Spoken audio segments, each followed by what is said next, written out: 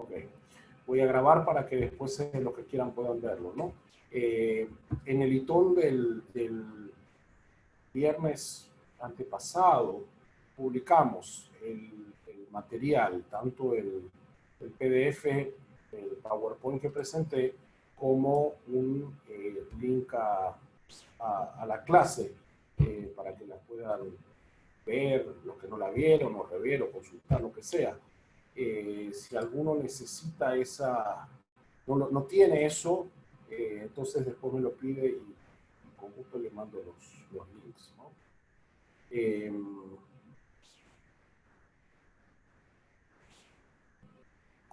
Como saben, la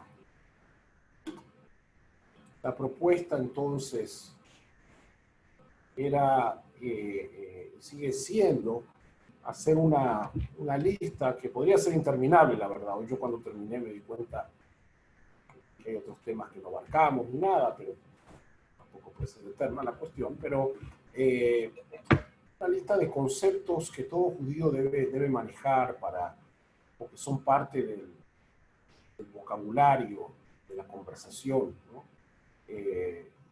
Y es mejor manejar esos conceptos que forman parte de nuestra cotidianeidad relativa a los temas que tienen que ver con la vida y una vida judía, entonces, de alguna manera. Entonces, la, la vez pasada pasamos por los saludos para distintas situaciones. Hablamos de conceptos relacionados con las fiestas, aunque aclaré que no me metía, porque cada fiesta tiene un glosario, habría que usar una clase de glosario de festividades.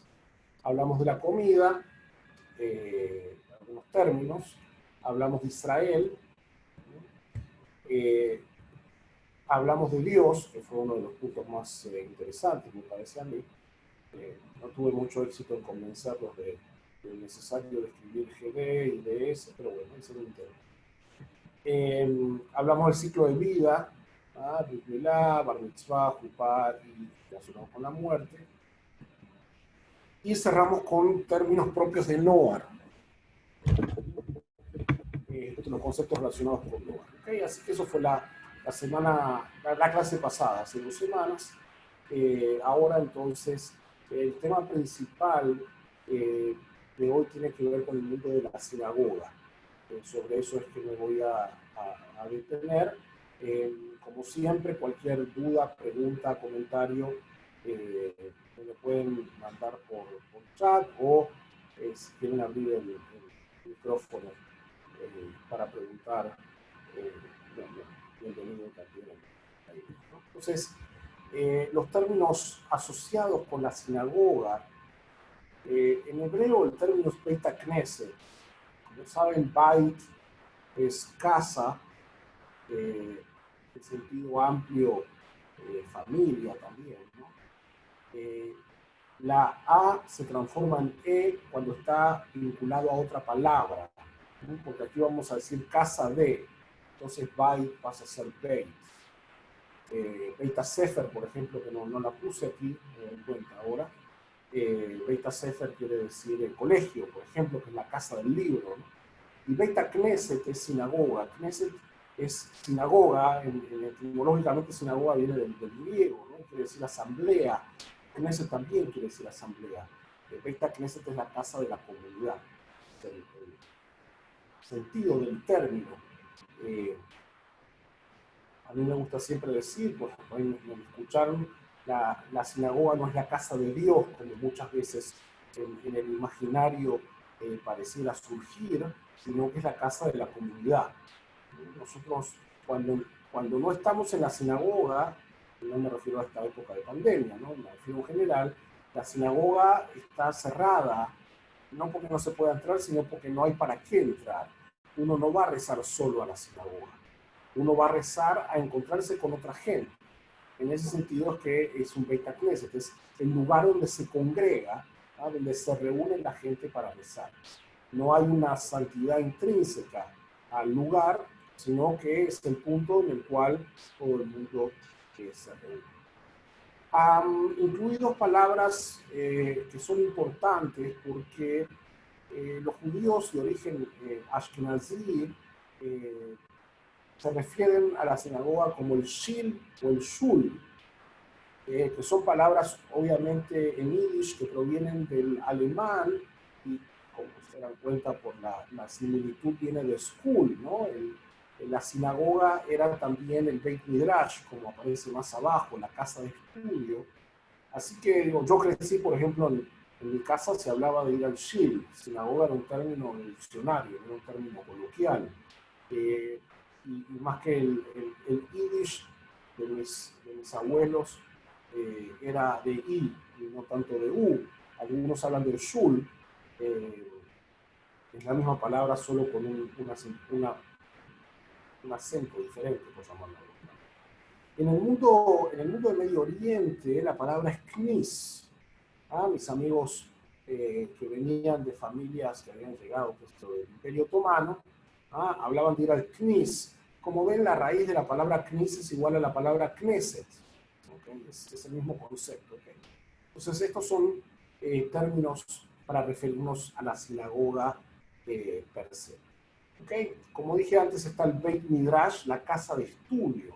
Otra vez, el Beit es casa, Midrash es obviamente que en sentido estricto la palabra Midrash la conocen, referida a la exégesis de los rabinos sobre los textos sagrados, pero en sentido más amplio se refiere a todo ejercicio de esto. ¿Okay? Y una palabra que a veces aparece, al menos mucho en Panamá, no tanto en nuestro lado, pero shiur, ¿no? Shiur es una clase. ¿Okay? Si escuchan la palabra shiur, saben que es una clase. Muy bien, sigamos con la sinagoga y vamos ahora con los elementos que hay, o algunos elementos que hay en la sinagoga. El primero es el Arón HaKodesh. Arón es closet, arca, armario, placar. Y Kodesh, como ya explicamos la vez pasada, tiene que ver con la santidad, ¿no? Con lo sagrado. El Arón del arca de lo sagrado, donde obviamente se depositan los rollos de la Torá. Y siempre que hablo del arca sagrada, me acuerdo de Indiana Jones, ¿no? Ahí demuestro un poco mi edad. Cuando vienen los jóvenes, los chicos en edad de colegio secundaria a la sinagoga y les pregunto si vieron la película de Indiana Jones y buscando el arca sagrada, me miran como que de qué estoy hablando, ¿no? Eso demuestra un poco el paso del tiempo. Pero bueno, Indiana Jones buscaba el Arón HaKodesh del templo de Beit HaMikdash. Bueno, cada sinagoga tiene su Arón HaKodesh. De hecho, lo que hace que una sinagoga sea una sinagoga es la presencia del Arón HaKodesh que contiene los rollos de la Torá. La santidad de la sinagoga no depende ni del piso, ni de las paredes, ni del aire en particular, sino de la presencia de un Arón HaKodesh. Eso transforma cualquier salón en una sinagoga. La bimá es el púlpito, algunos lo llaman el hal también, donde se apoya la Torá para ser leída. No necesitamos, para ninguna otra función necesitamos un lugar específico. No necesita más que un sidur para rezar, pero para la lectura de la Torá sí se hace necesario tener un púlpito, que es donde se apoya la Torá, y entonces, claro, una vez que está ese púlpito se lo utiliza ya también para dirigir el rezo y otras facilidades, pero importante recordar entonces que se llama bimá. El Ner Tamid es la luz eterna, es la lámpara que permanece siempre encendida. Hoy en día son eléctricas, ¿no? Pero nosotros siempre dejamos esa luz encendida en la sinagoga cuando nos vamos, y eso recuerda el fuego eterno que había en el Mishkan, primero en el tabernáculo, en el Beit HaMikdash después, que representaba la presencia de Dios, ¿no? Que es el lugar sagrado por excelencia.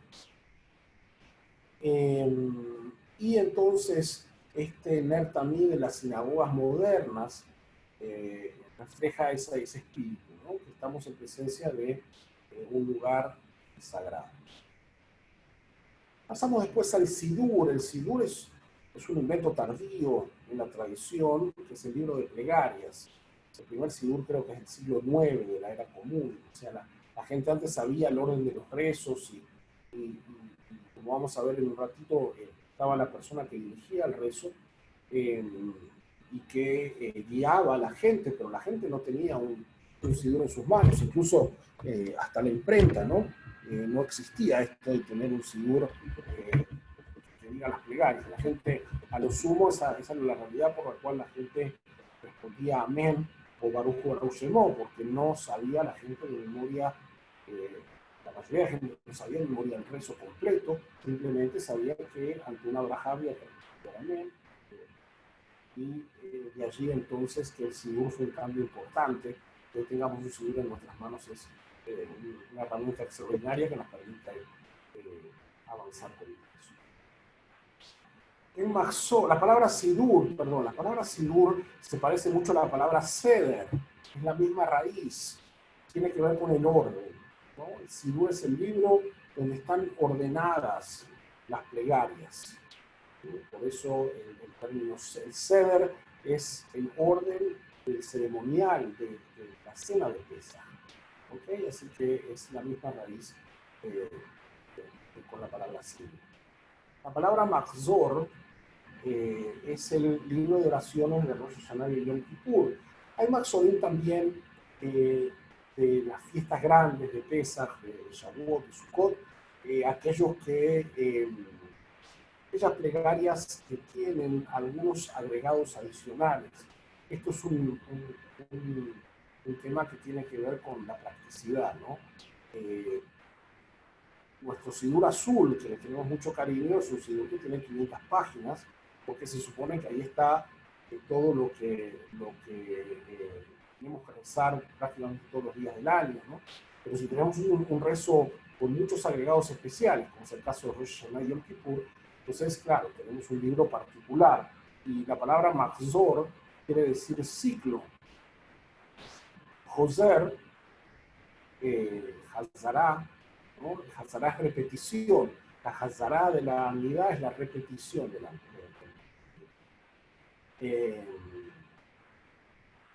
Y finalmente la palabra minyan. La palabra minyan es una palabra importante, ¿no? Porque habla del quórum de 10 personas judías adultas necesarias para los rezos que involucran la idea de santificar el nombre de Dios.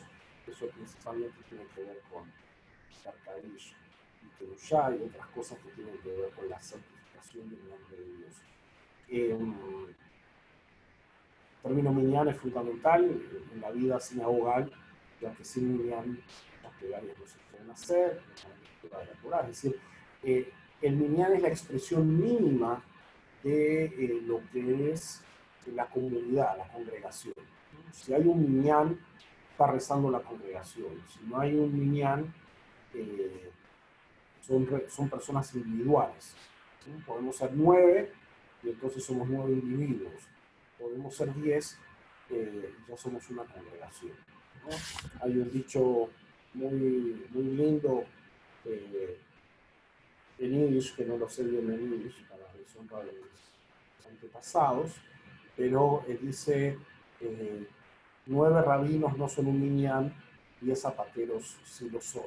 ¿No? Recordándonos que en la tradición judía no hay jerarquías, sino que al final lo que cuenta es contribuir cada uno al minyan.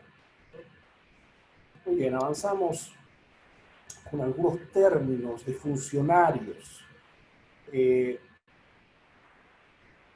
Como saben, en el judaísmo bíblico existía la figura del Cohen, el sacerdote, que no lo puse porque no cumple una función hoy en día.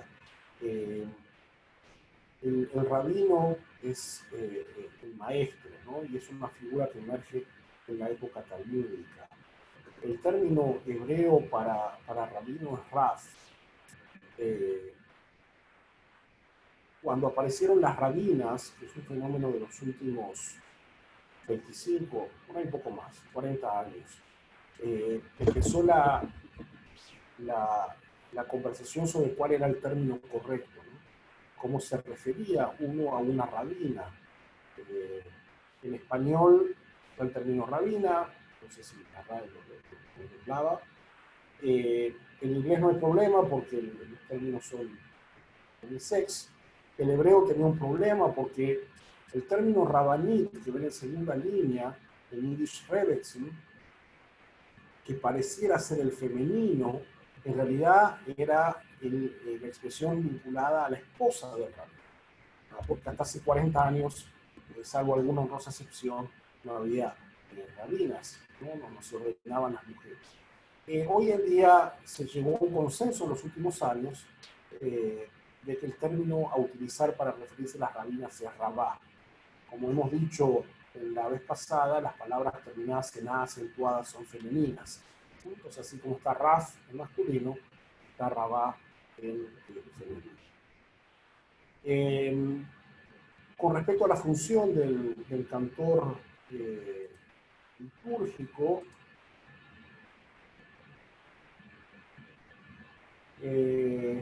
una pregunta, ¿a partir de qué fecha se le permitió a la mujer ser rabina?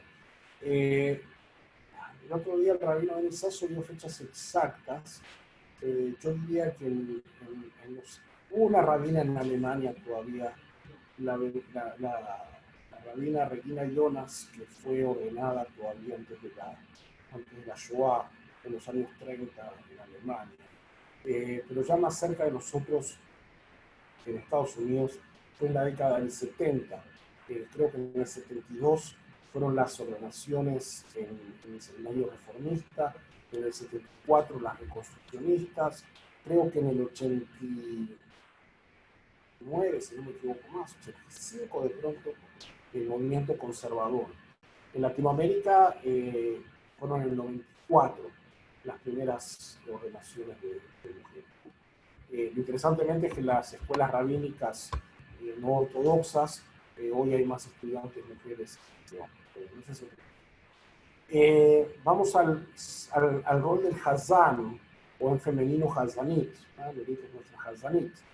que es el cantor litúrgico. El cantor litúrgico es una figura que aparece en la Edad Media y que interesantemente tuvo un poco de resistencia en los rabinos, porque veían en el acto de cantar que por un lado alargaban la plegaria, por otro lado muchas veces para que musicalmente las palabras entran donde tienen que entrar, se las acentuaba incorrectamente, o muchas veces se repetían palabras dentro de la misma fórmula para que queden bien con el ritmo musical. Y los puritanos que defendían que el recitado de la fórmula tenía que ser preciso, incluso hay toda una corriente dentro de la mística que habla de que la cantidad de palabras de cada plegaria tiene que ser exacta, veían un poquito con rechazo este fenómeno. Pero gracias a Dios prosperó y sin duda hay un embellecimiento de la plegaria que surge a partir de la función del Hazán o la Hazán. Morá es maestro o maestra. La terminación con E es masculina, con A es femenina.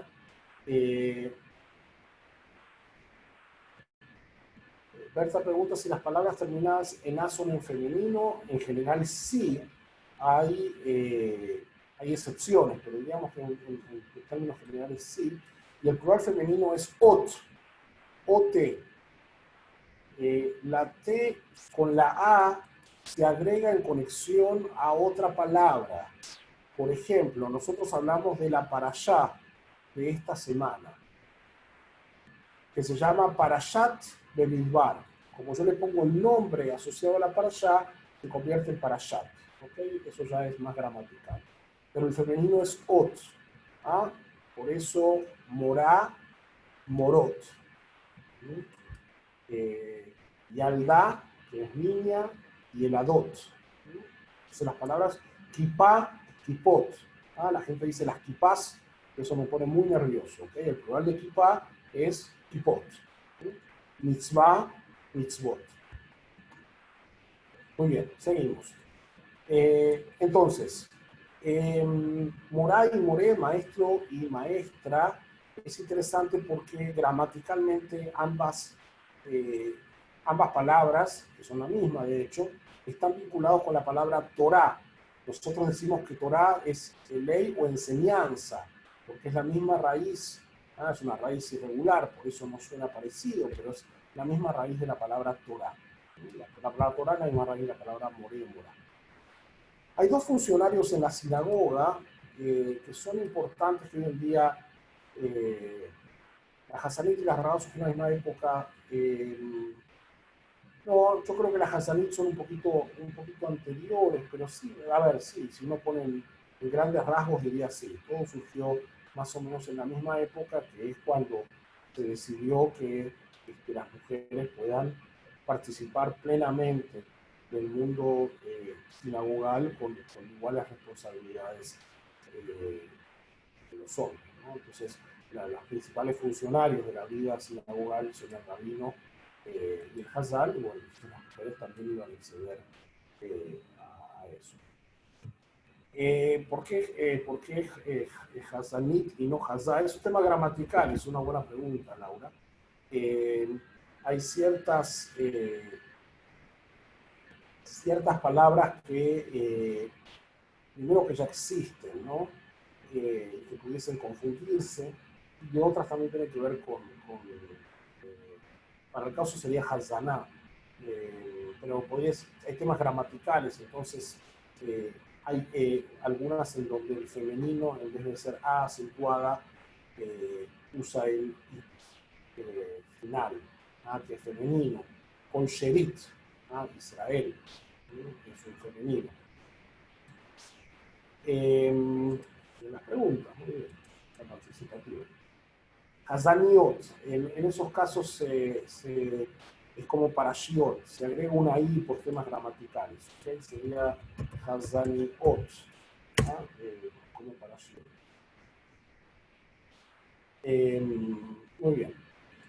Hay dos funcionarios. Acuérdense que antes las sinagogas no tenían tercerización de mantenimiento, de preparación, cosas que hoy en día se resuelven con personal de mantenimiento, cosas por el estilo. Entonces estaba el Shamash, que era el encargado de la sinagoga, el que velaba que los rollos de la Torah estén preparados, el que se preocupaba de que haya vino para Kiddush, que estén la Jalot, los sidurim estén ordenados, que se saquen los libros que se van a usar. Todas esas tareas estaban vinculadas con la función del Shamash. La palabra Shamash le suena conocida de Hanukkah, ¿verdad? Porque es como llamamos a la vela con la que encendemos la Hanukkah. Y es el mismo concepto, es decir, el Shamash es la vela utilitaria. El Shamesh quiere decir utilizar, usar. Y el Shamash es un funcionario utilitario que resuelve toda la y el Gabay tiene más tareas dentro de la liturgia, es decir, es el encargado de asistir al rabino en la lectura de la Torá, es el encargado de repartir los honores, es el encargado de acompañar a la gente cuando hay que abrir alguna cosa, es el encargado de llamar a las personas o saber que la persona tiene un aniversario y recitar el Bale Rajamim o lo que sea, ¿no? Entonces, todo ese tipo de funciones eran propias del Gabay. Obviamente que no es obligatorio contar con estas funciones, como dije antes, mucho se ha redefinido a partir de que ciertas cuestiones están realizadas por otras personas o hay personal ajeno a la sinagoga que lo realiza, y otras obviamente han cambiado con la dinámica del tiempo y demás, ¿ok? Pero podríamos decir que los servicios de Shabbat, por ejemplo, deberían funcionar de alguna manera con alguna de estas responsabilidades, convocando a gente a la horario. Muy bien. En las preguntas avanzamos.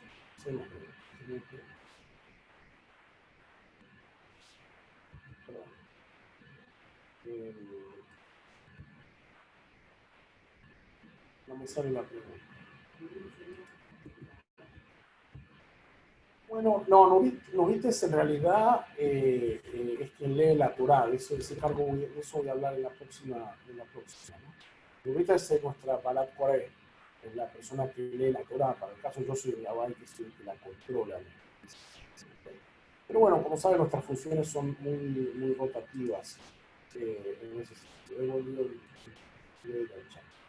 Eh, el Gabay en la práctica está más asociado hoy en día con los momentos de lectura de la entonces, el que está ahí acompañando al lector es de alguna manera el Gabay o el que llama la Torá. Muy bien. Hay una función que es más antigua que el Hazán. Acuérdense que les dije que el Hazán es un invento de la Edad Media tardía, que era el Sheliach Tzibur. Sheliach, como saben, es emisario, es una palabra que usamos también en relación a Israel. Israel cuando manda a algún funcionario con fines educativos, religiosos, ¿se acuerdan? Nosotros hace muchos años tuvimos a Igal, que vino como Sheliach de la juventud, ¿no? Sheliach es un emisario. Eh, es una persona que es enviada para cumplir una función, ¿no? Es un término genérico. En el marco sinagogal está asociado a la palabra tzibur. Tzibur es la congregación, la feligresía. Y el Sheliach Tzibur es el emisario de la feligresía porque si prestan atención a la dinámica de nuestra plegaria, eh,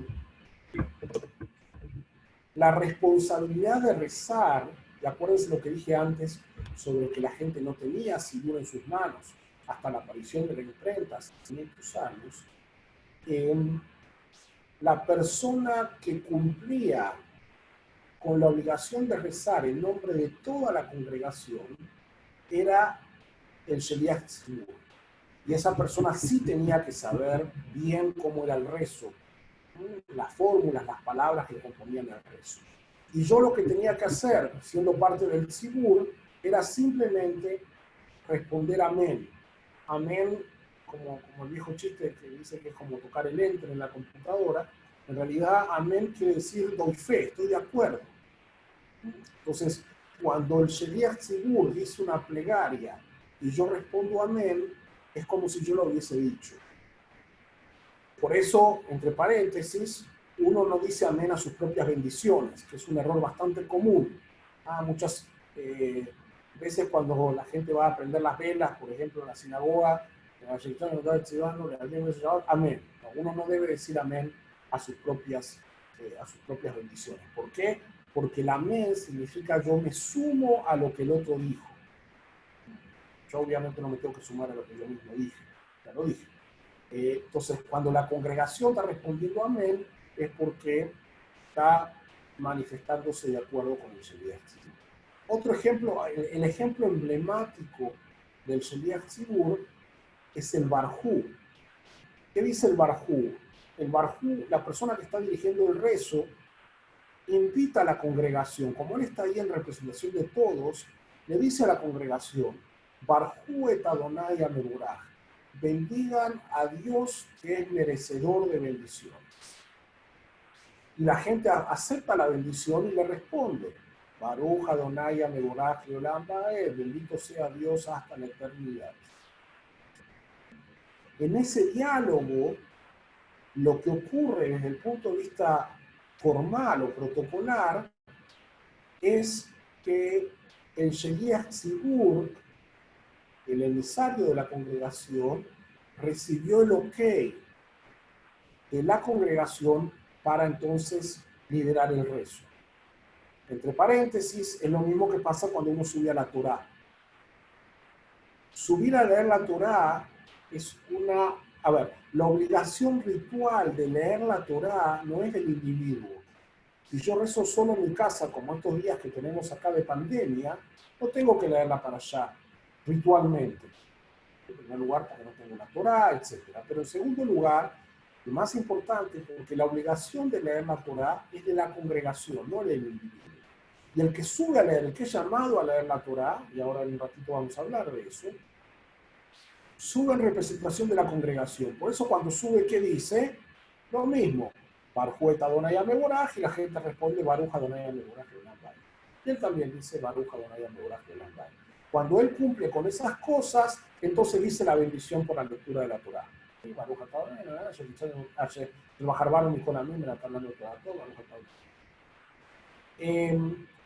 Entonces, si piensan, por ejemplo, en plegarias como el Kadish o la Kedushá, por ejemplo, son plegarias que son propias del Sheliach Tzibur. Él está rezando en nombre de todos en ese momento. Con la incorporación del Sidur y la imprenta de que todo el mundo tenga un Sidur en su mano, de alguna manera esta dinámica cambia un poco y ya la participación de la gente es un poco más significativa. Tenemos obviamente la medida silenciosa y tenemos muchas plegarias y recitados que nosotros vamos haciendo. Pero técnicamente el Sheliach Tzibur entonces es quien lleva adelante la plegaria. No necesariamente es el rabino, no necesariamente es el hazán, cualquier persona que sabe entonces puede llevar adelante. Muy bien.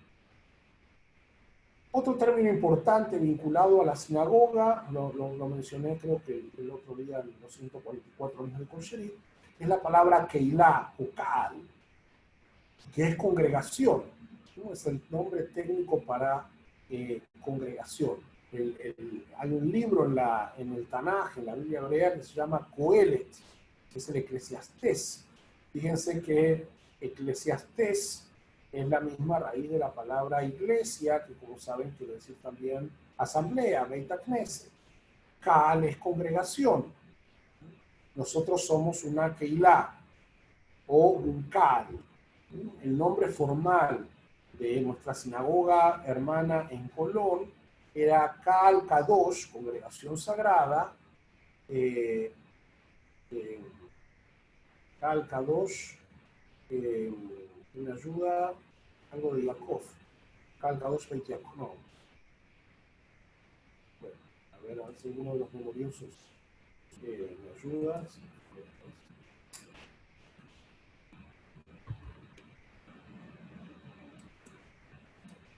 Por alguna razón se me va a ir.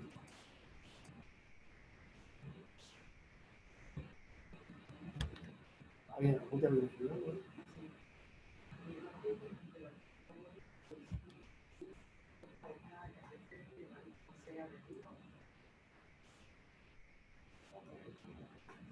El Barjú como imperativo, orden o solicitud de bendecir, la respuesta de acá en el sistema. Sí, es no imperativo, no es una orden, no es una invitación, es un diálogo que se usa. Ah, el Sheliach Tzibur invita a la congregación, bendigan a Dios. No es una orden, es una invitación y la gente responde. Muy bien, les debo el nombre de nuestra sinagoga hermana en Colombia, ¿ok? Pero es Kaal Kadosh, algo de Jacob. Muy bien. Hay otro concepto que me parece interesante incluir, aunque no, por suerte, no forma parte de nuestra diálogo habitual, que es el Shabbos Goy, que es el término en Yiddish, o Goy Shel Shabbat, que es el gentil que hace las tareas prohibidas en Shabbat. Esto comenzó como una necesidad, que hay que entenderla en su contexto, ¿no? Hay ciertas cosas que en Shabbat no se pueden hacer, y la que mayor implicancia tiene para la vida no moderna, diría en la vida medieval, era encender fuego. Y si uno está en Rusia o en Polonia en pleno invierno y no enciende fuego, tiene un problema muy serio. De verdad, hace frío de verdad, no es simplemente un tema de confort. Entonces, ¿cómo resolver esa cuestión? Entonces se creó esta figura de un no judío que hace las tareas prohibidas con unos trucos técnicos, por llamarlo de alguna manera, en la forma en que lo hace, en la forma en que se le instruye, que no puede ser exclusivo para Shabbat, tiene que ser todos los días, que no se le puede pedir específicamente que haga algo, pero bueno, hay varios trucos. Es una figura para algunos controversial, para otros al final les resolvía, pero para que sepan, ¿no? Que existe, no es nuestro caso, obviamente, no tenemos estas contemplaciones, pero existe esta figura del Shabbos Goy, el Shabbat. A veces en modo chiste salen conversaciones, pero eso es un concepto que vale la pena manejar. Muy bien, seguimos con el mundo de la sinagoga, pero nos adentramos específicamente más con la plegaria. ¿Okay? Plegaria en hebreo es tefilá, es otro femenino, y si hablamos de una plegaria específica, obviamente vamos a decir tefilat. Tefilat shaharit, tefilat arbit, tefilat minjat, tefilat musaf, etc. El plural es tefilot. Ahí tienen un buen ejemplo, terminada en OT. Se puede usar referido a un servicio completo, se puede usar referido a una plegaria específica. Igual que la palabra plegaria o rezo en español, ¿no? Nosotros podemos decir el rezo de la mañana, pero también podemos decir el rezo Adon Olam, por ejemplo. La palabra tfilá es interesante porque viene de la raíz, de una raíz FLL, una raíz irregular también, que quiere decir juicio. Y es un reflexivo, o sea, la plegaria vendría a ser un espacio de autoanálisis, autorreflexión, por llamarlo de alguna manera. Muchas veces tenemos la fantasía de que la plegaria es una forma de conectarnos con Dios, y por ahí el término tefilá da la sensación de que apunta más a conectarnos con nosotros mismos. Pero bueno, eso lo dejamos para un curso de plegaria. Les puso aquí los nombres de los 3 rezos diarios. Arbit o Ma'arif es el rezo de la noche, que es el primer rezo del día. Eref, como saben, lo vimos, ¿se acuerdan cuando vimos Eref Tov? Era buen atardecer o buen anochecer. Arbit y Ma'arif tienen la misma raíz asociada a esa palabra Eref. Shaharit es el rezo de la mañana. Shahar es el alba, ¿no? El momento en que aparece el día. Minjá viene de menujá, que es descanso, la hora de la siesta. Musaf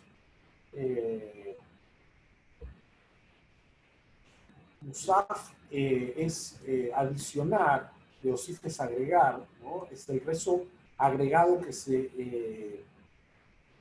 se adicionaba en Shabbat y en las fiestas, originalmente el sacrificio, la ofrenda adicional, y después se cambió por un rezo adicional que tenemos en Shabbat y fiestas.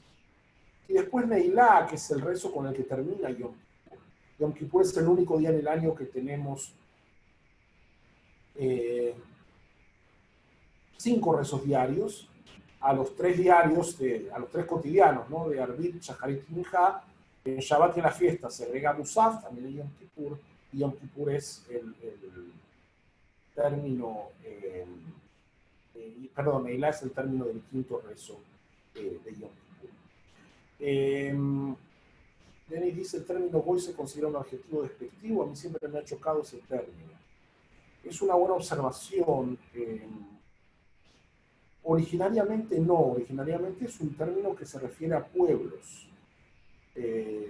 Sí, como pone en Carolina acá, es gentil. La Torá habla del pueblo judío como el Goy Kadosh, ¿no? Como el pueblo sagrado. Así que no, originariamente no era despectivo. Es cierto que en las últimas generaciones comenzó a ser una forma peyorativa de referirse a los no judíos, y yo recomiendo personalmente que no se lo utilice, precisamente por esta connotación negativa, ¿no?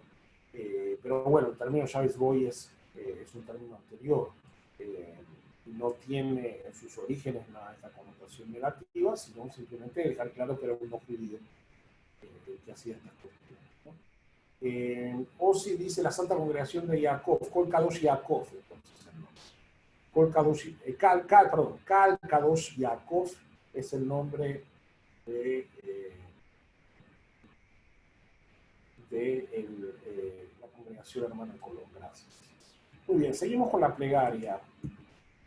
Kabbalat Shabbat, como saben, es la ceremonia de bienvenida al Shabbat, nuestro rezo de los viernes en la noche. En realidad no es un rezo técnicamente, no tiene unidad, por eso puse ceremonia. Como saben, está compuesta por salmos y por el himno Adon Olam. La palabra brajá significa bendición. Bendición originariamente tiene 2 connotaciones. Una es bendecir a Dios. es un término complicado, porque ¿qué quiere decir que nosotros bendecimos a Dios?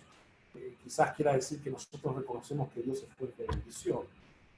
Pero eso es lo que cuando decimos Baruch atah Adonai, ¿no? Baruch es de Brajá, bendito eres tú Adonai. ¿Qué quiere decir que nosotros le decimos a Dios que es bendito, ¿no? O sea, ¿qué facultad tenemos nosotros para decirle a Dios que es bendito? Entonces sería más reconocer que Dios es fuente de bendición.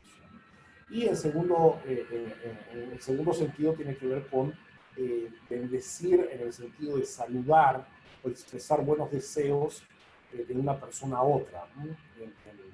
En Rosh Hashanah, antes de la época del Internet, nos mandábamos un cartis brajá, una carta de bendición, ¿no?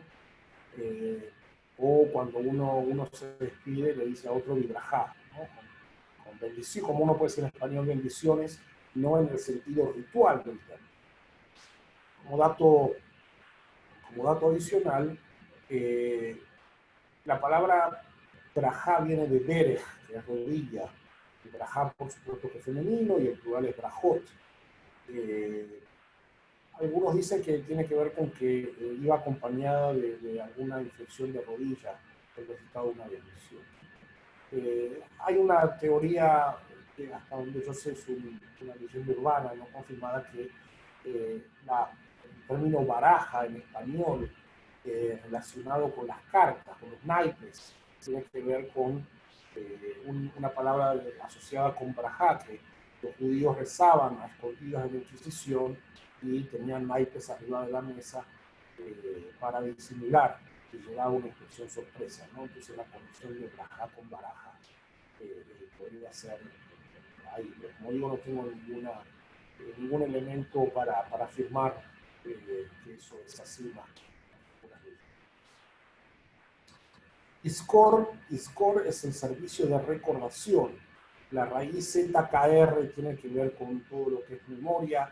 Zahor, Peshamor, el Burejat, ¿no? Cantamos en el estado de Uri. El cuarto mandamiento recuerda el día de Shabbat para santificarlo. Yom HaZikaron, el día de la recordación, que se refiere a Rosh Hashanah. Tenemos también Yom HaZikaron de Harlei Tzahal, a los caídos de defensa del Estado de Israel. Así que ISCOR es el término técnico para esa pequeña ceremonia que tenemos en Yom Kippur y que tenemos también en el último día de las 3 fiestas de peregrinación, que es el de recordación. Y después está el Sheheyanu,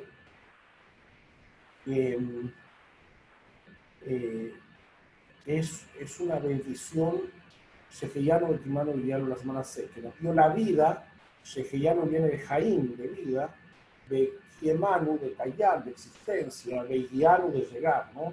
Le agradecemos a Dios que nos dio la vida, que nos sostuvo y que nos permitió llegar a este momento. El Sheheyanu es un comodín que usamos mucho, no tanto ritualmente se usa en el kiddush de las fiestas, en el encendido de las velas de las fiestas, pero ritualmente también cuando llega el momento de comer una fruta nueva de temporada, etc. Pero lo usamos más afectivamente en los momentos significativos de nuestra vida, ¿no? Así que ese es el tipo de Lude dice, si la plegaria viene a sustituir a los servicios en el templo y el servicio era para tener cercanía con lo divino, entonces. Supongo que se refería que dije a que la plegaria tenía una connotación reflexiva. Quizás la forma de estar en cercanía con Dios es tener una actitud autorreflexiva con uno, ¿no? No creo que a Dios le modifique demasiado que yo pronuncie una plegaria o deje de pronunciarla. Creo que eso me modifica más a mí. Pero bueno, ese tema de debate para el mundo de la... Seguimos con nuestro glosario, avanzamos. Bien. No sé, bueno, porque ya con 2, 3 cosas. Vamos seguimos con la plegaria. Una palabra importante es el término nusach. Nusach se refiere a la forma de cantilar, el estilo de recitar las plegarias. De alguna manera, nuestra sinagoga es un poquito una mezcla de muchas cosas, pero las sinagogas a veces son un poco más, algunas sinagogas son un poco más piquis en mantener su forma de rezar histórica. y eso tiene que ver con una forma de cantilar la plegaria, sobre todo las partes que van más recitadas, que siguen un patrón determinado. Y el patrón cambia, ojalá algún día nosotros podamos dar ese paso, ¿no? El patrón cambia si es un rezo diario versus si es un rezo de Shabbat, versus si es un rezo de fiesta, versus si es un rezo de Yamim Noraim.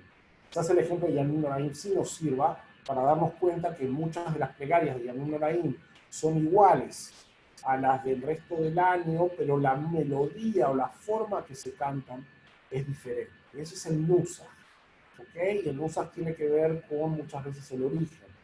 Nusach Ashkenazí, Nusach Sefaradí. Dentro de cada uno hay un subtemas de Nusach, que los judíos de acá, que los judíos de allá, ¿ok? La palabra Nusach es importante en el lenguaje sinagogal. El Misheberach es una fórmula multiuso. Misheberach quiere decir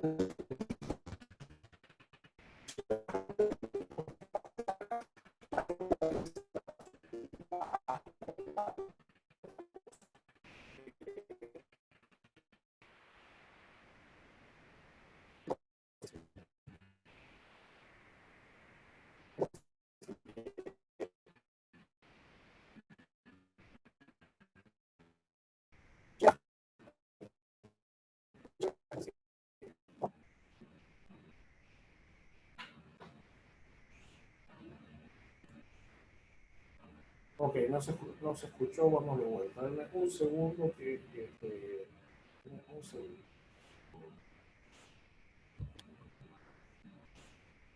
Un minuto.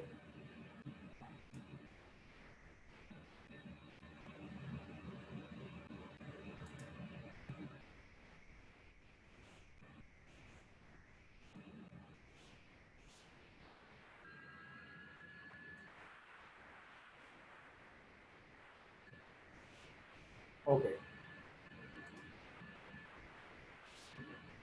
Aquí estamos de vuelta. Espero que me escuchen bien ahora. Estamos en el Misheberach. El Misheberach es una fórmula de usos múltiples. Misheberach quiere decir el que bendijo, Berach de Brajá, el que bendijo a nuestros patriarcas, la fórmula dice, y bendiga a fulano de tal por una serie de cuestiones, porque subió la Torá, porque subió para honrar la memoria de un ser querido, para que tenga refuah shlema, porque su esposa dio a luz, o sea, hay una variedad infinita de cosas que uno utiliza con esa fórmula, ¿no? Entonces es un concepto que hay que manejar porque uno va a la sinagoga y pide un Misheberach por alguna ocasión, por alguna persona enferma, lo que sea. Hazak Benit Hasek no estaba en la versión original, me pidieron que la agregue la vez pasada. Durante la lectura de la Torá, cada vez que se termina uno de los 5 libros, la congregación se pone de pie y repite la fórmula Hazak Benit Hasek. El pararse tiene que ver con revivir la experiencia, ¿no? La sensación de estar nuevamente al pie del monte Sinaí. Entonces, el punto es esta frase que tiene que ver con lo que dijimos hace 2 semanas, que el estudio de la Torá tiene esta ambigüedad. Por un lado, nos demanda energía y por lo tanto quedamos debilitados o exhaustos por el estudio.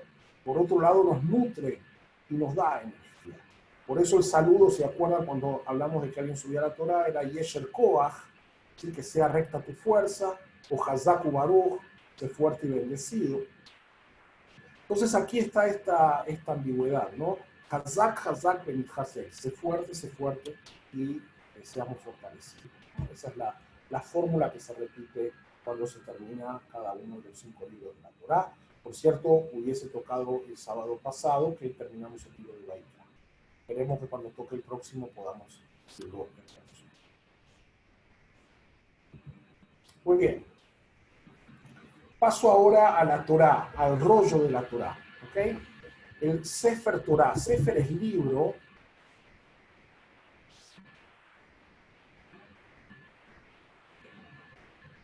La respuesta al Hazaku Baruj es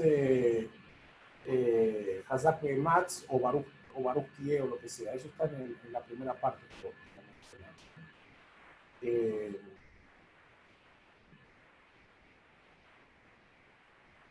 Ok, el Sefer es libro, como les dije antes, y recuerden que hasta la aparición de la imprenta, el libro era rollo en general, ¿ok? Las hojas cosidas y encuadernadas son un fenómeno de la imprenta. Entonces, cuando hablamos del Sefer Torah, hablamos del rollo de la Torah. Cuando hablamos de una versión impresa de la Torah, es el Humash. Humash viene de Hamesh. Hamesh es 5. El Humash serían los 5 libros de la Torah, y la referencia, insisto, es a las versiones impresas de la Torah en formato de libro, a diferencia del Sefer Torah que tiene Tanaj. Es el término para referirse a lo que llamamos la Biblia hebrea.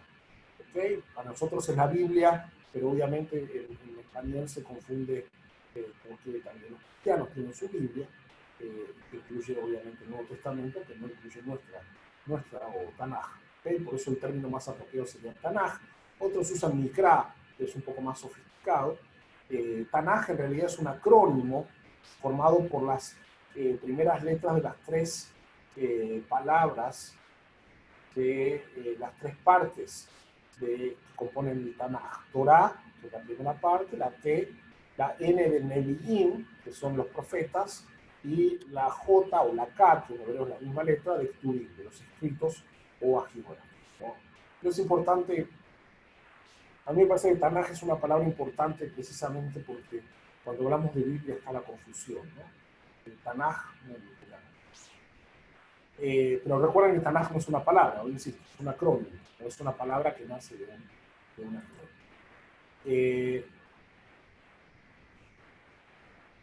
Ok, sobre la parashá, que es nuestra próxima palabra, la parashá es la porción semanal, como saben son 54, era la forma en que históricamente estaba dividida la Torá mucho antes de la división en capítulos y versículos. Algunos como dice Luli aquí, algunos pronuncian perashá, una E semimuda al principio. Eso tiene que ver con cuestiones gramaticales. Hay palabras que en la medida que cambian su acentuación, cambian también su vocalización. Por ejemplo, un ejemplo habitual es, se conocen el libro de Devarim, el quinto libro de la Torá, que quiere decir, Devarim quiere decir palabras, pero el singular es Davar, el plural no es Davarim, masculino, debería terminar en IM, pero como deja de ser Davar y pasa a ser Varim, cambia la situación, entonces la gramática ahí nos lleva a cambiar la A por la I.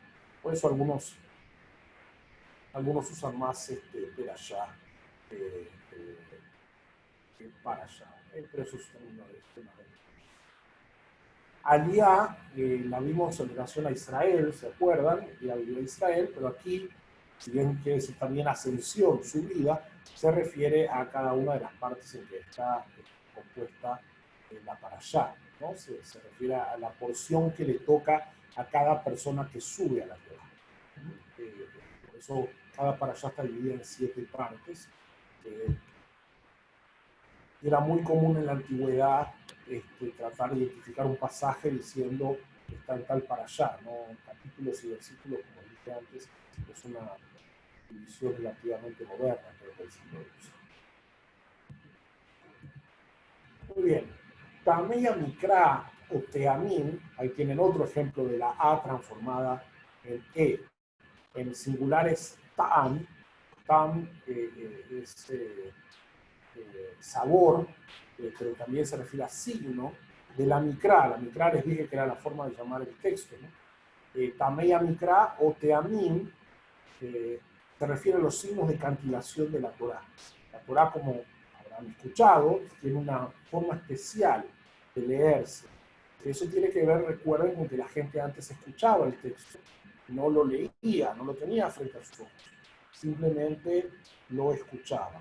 Entonces, La cantilación ayudaba a que ese proceso de escucha sea más atractivo, y esa cantilación, como cualquier signo de pregunta, tenía una interpretación asociada. ¿Okay? El Baal Coré, como dije antes, es el encargado de leer la Torá. Es la persona que se especializa, no veo nada, no sé, es la persona que se especializa en leer la Torá. Como saben, el Sefer Torá no tiene puntos y no tiene teamim. Eso significa que la persona que se va a parar a leer ahí, es decir, el Baal Coré, tiene que prepararse para pronunciar correctamente la palabra y entonarlas de la manera correcta. No es simplemente pararse y leer. Si tuviésemos un texto en español, uno se para y lee. Ahí hace falta este ejercicio de conocer el texto y su entonación.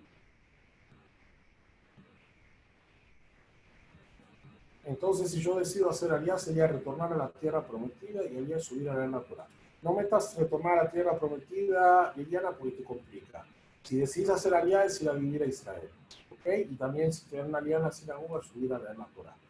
Ambas palabras están conectadas con la idea de subir, de ascender, pero obviamente el contexto es diferente. El tema de subir a Israel es un término, es un concepto bíblico, porque el descenso era ir a Egipto. ¿Okay? Egipto era al sur, por lo tanto se descendía y se subía hacia la tierra de Israel. Vuelvo a nuestro glosario. Un Dvar Torah, ¿okay? ¿Se acuerdan? Recién dije que la palabra Davar, ¿okay? Pero acá está junto a otra palabra. Si fuese femenino sería Dvarat Torah, pero es masculino. Entonces en vez de Dvar Torah, en vez de Davar Torah es Dvar Torah. Es una enseñanza, una clase de Torah. Lo que yo hago antes de leer la Torah generalmente es un Dvar Torah. ¿Okay? Y finalmente el Maftir. El Maftir es una aliyá extra que no forma parte del paquete de aliyot que conforman la lectura del Shabbat o de la fiesta o cuando fuera. El Maftir es un invento asociado a la Haftará, que vamos a hablar a continuación, que es la persona que es el lector, que el lector del Haftará lee una porción del Maftir. Entonces el Maftir es una lectura ajena a las aliyot, que bien puede ser una repetición de la última aliyá, o bien puede ser un pasaje de otro libro, como es lo que ocurre en las fiestas. Tengo una pregunta aquí. ¿Qué diferencia hay en Bar Torah y Drash y Midrash? No, un Drash también podría ser un sinónimo. Midrash es una palabra con muchas connotaciones. Como dije antes, tiene que ver con el estudio general, tiene que ver con un tipo de texto especial que es el Midrash, pero un Drash, una Drashá, el sermón rabínico, por ejemplo, se lo llama Drashá. ¿Okay? Y Dvar solo no se usa, la palabra Dvar solo no se usa, es Dvar Torah. ¿Okay? Si no sería Davar, es un Dvar Torah, mientras que Drash sí es una palabra en griego. La Haftará es una porción del libro de los profetas que se lee en Shabbat y en las fiestas después de la Torá. Ahí hacemos una selección de pasajes, a diferencia de la Torá, que es una lectura secuencial, aquí es una diferencia. Aquí es una selección. ¿Ok? Y de la parte de los profetas, que es la segunda parte del Tanaj, que contiene algunos libros históricos, como el caso de Josué, Jueces, Samuel y Reyes, o los libros de los profetas que tienen profecías, Isaías, Jeremías, Ezequiel y los 12 profetas menores. ¿Okay? Ese combo, todos esos libros juntos son la parte de Nevi'im, los profetas, y de ahí se toma la Haftará. Hay dos tareas más que les suena la palabra, Macbía y Golel, generalmente los llamamos juntos. Macbía es el que levanta la Torá y la muestra, tanto la versión sefaradí, que es la que tenemos nosotros en Kosherit, de mostrarla antes de la lectura, la versión ashkenazí la muestra después de la lectura. El Macbía es entonces quien la muestra en la congregación, y Golel, que viene de la misma raíz de la palabra Megilá, que la vimos la vez pasada, en relación a los rollos. Golel es el que enrolla y desenrolla la Torá, ¿okay? O el que la viste y la desviste obviamente en términos más.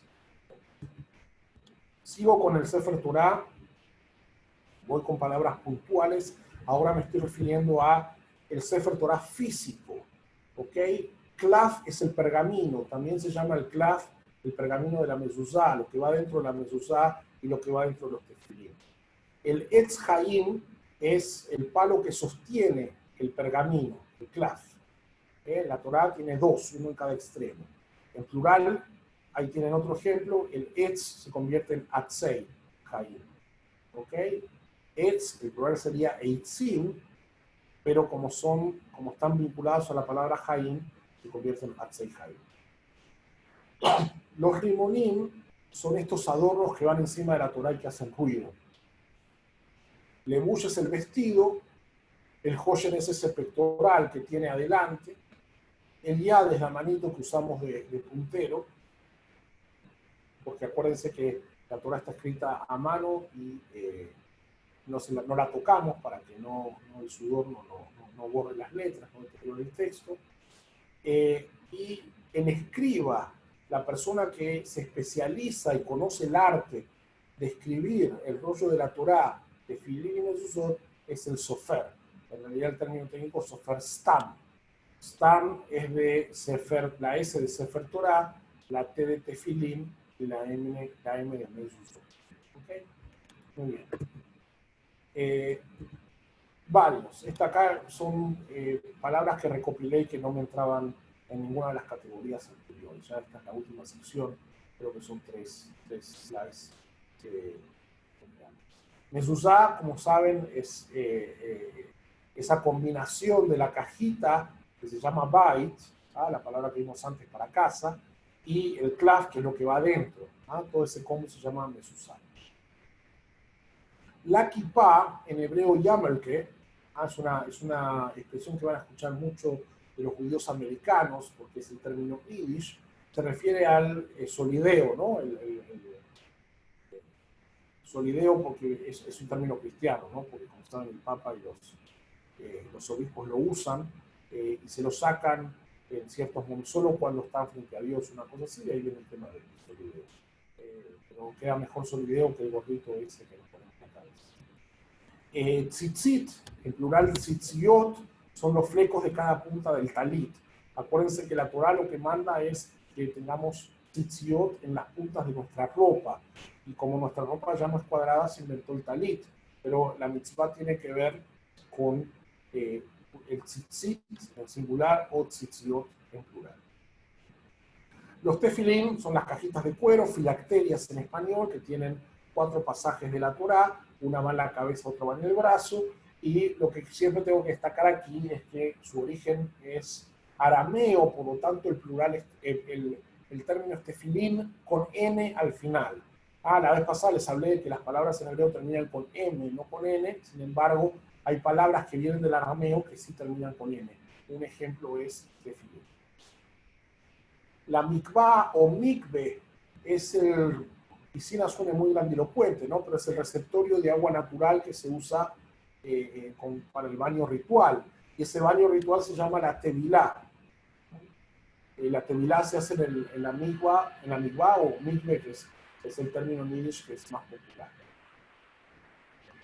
Minag es costumbre y alajá es ley. No es lo mismo una ley que una costumbre. La ley tiene un peso y una fuerza de implementación mucho mayor que simplemente una. Tzedaká es el término que nos referimos a la ayuda al prójimo en términos económicos. ¿Okay? Mucha gente traduce mal como caridad. Y caridad es un acto de amor. Caritas viene de amor. Mientras que tzedaká viene de tzedek, que es justicia. Es una restitución de la justicia.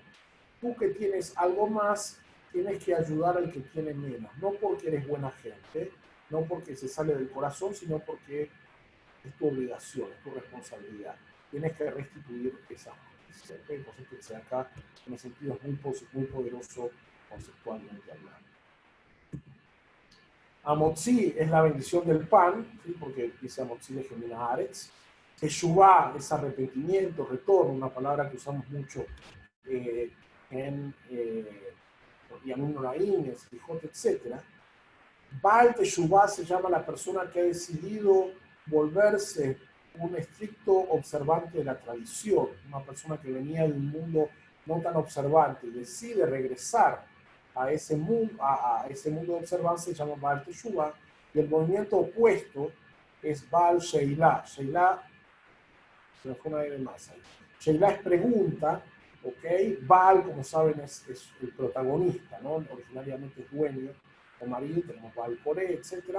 Baal Teshuvah es el que hace el arrepentimiento para retornar a la observancia estricta de la tradición. Baal Sheilá es la persona que abandona la observancia estricta de la tradición. Si ven la historia de la serie esta de Netflix, Unorthodox, ahí tienen un caso de Baal Sheilá. Llegamos a la última, una palabra muy importante para algunos, es la palabra shidduch, que no tengo la más remota idea cómo se traduce al español elegantemente, porque shidduch es shidduch, básicamente, ¿no? Un shidduch es, acuérdense que recién en el último siglo se establecieron los matrimonios por amor, hasta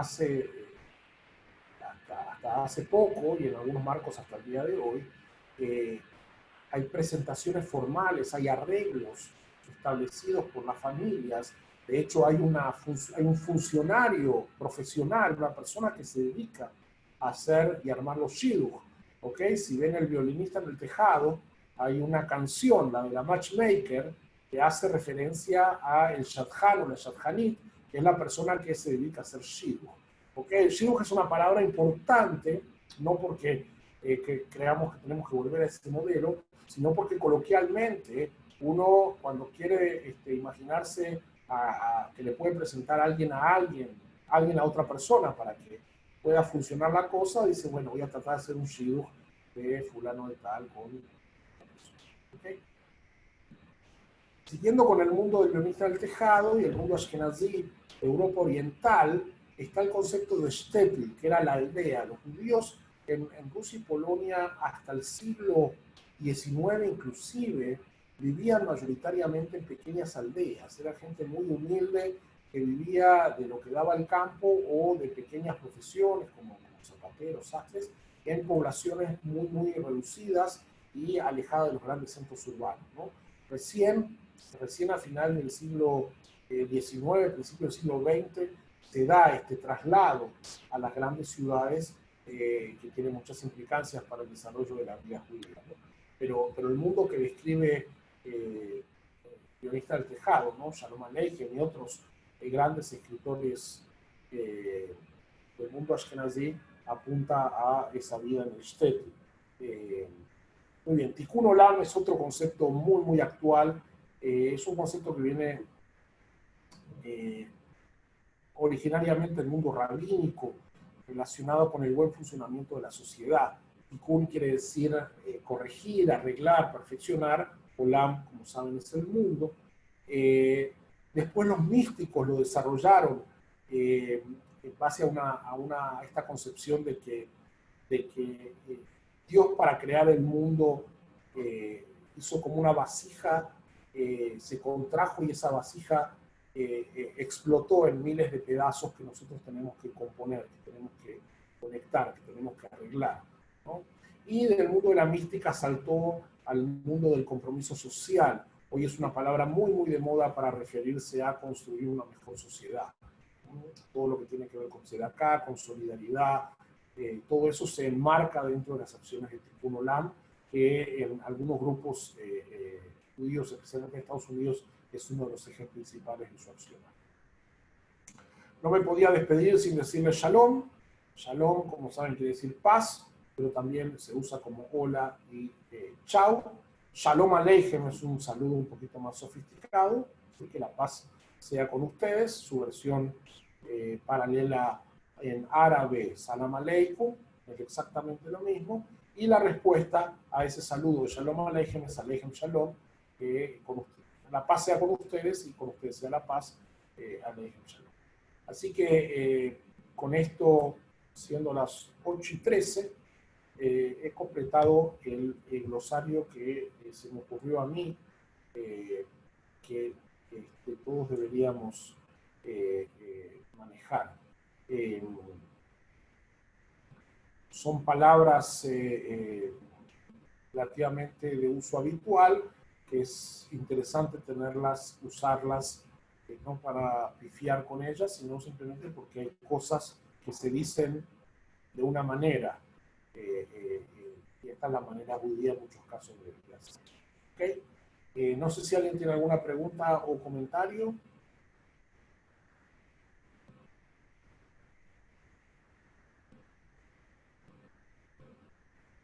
Asumo que no.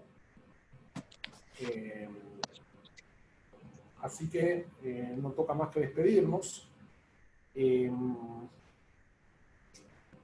Comentarios varios.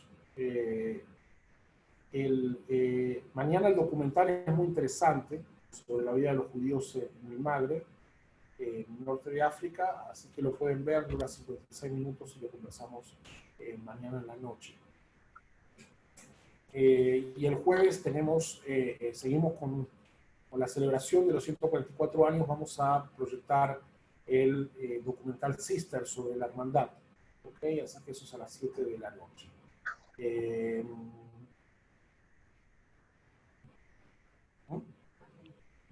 ¿Cómo?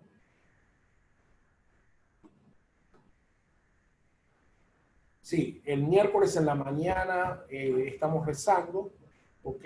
El jueves a las 8 de la mañana es para Yatayabúa, y el jueves a las 4 de la tarde voy a conversar con Laura, que está por aquí. Está Laura, vamos a hablar de cosas interesantes, ¿De qué con vamos a Laura hablar? y su experiencia de todo esto que está pasando de las Con Naciones mucho Unidas. gusto. Eso va a ser interesante. Así que todos cordialmente invitados. ¿Okay?